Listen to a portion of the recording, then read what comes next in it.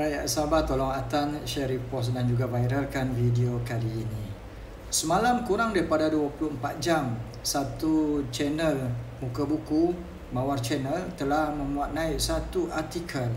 Kemudian dalam tempoh beberapa jam, artikel tersebut telah dipadamkan dalam hantaran di muka buku Mawar Channel. Apa artikel tersebut? Saya kemukakan balik. Inilah dia artikel tersebut, iaitu tentang satu jam tangan yang nilainya 230,000 dan di sebelah itu ada gambar Panglima CM kita. Dan di tangan dia seolah-olah gambar itu, jam itu adalah macam bersamaan dengan gambar yang sebelah itu.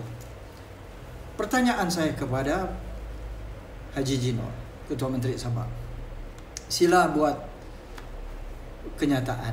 Sama ada gambar seperti yang ditularkan itu, apakah kamu pakai jam tangan yang mewah berharga 230,000? Jam mewah itu sama kah? Yang kedua, kalaupun sama, kita tanya mana dapat duit banyak ini. Sedangkan Ketua Menteri pernah cakap YB tidak cukup makan, gaji tidak cukup.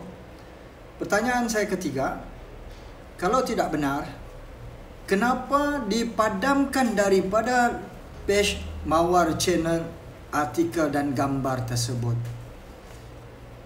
Kalau tidak benar, ambillah tindakan, samankah, apakah, tetapi dipadamkan, dihilangkan daripada page Mawar Channel. Ini menjadi soal tanda tanya kepada rakyat Sabah. Kerana kita rakyat Sabah bertanya, CM pernah bercakap YB tidak cukup makan, gaji tidak cukup.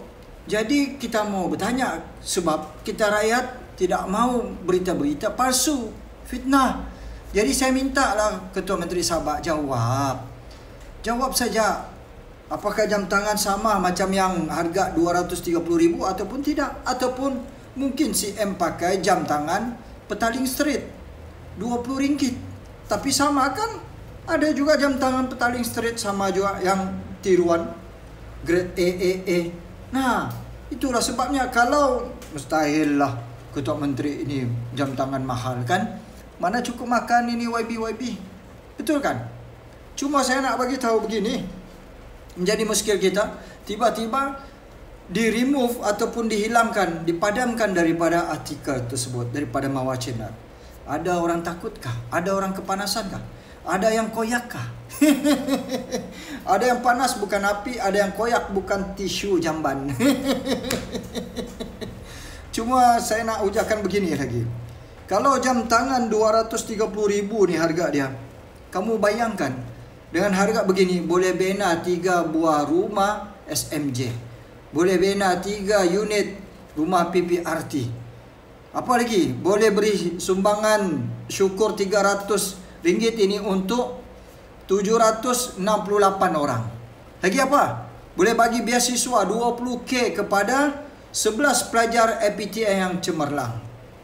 Boleh bayar gaji 135.5 orang untuk tempoh gaji minimum untuk tempoh 11 tahun. Anggaran tu kita nak cerita itulah.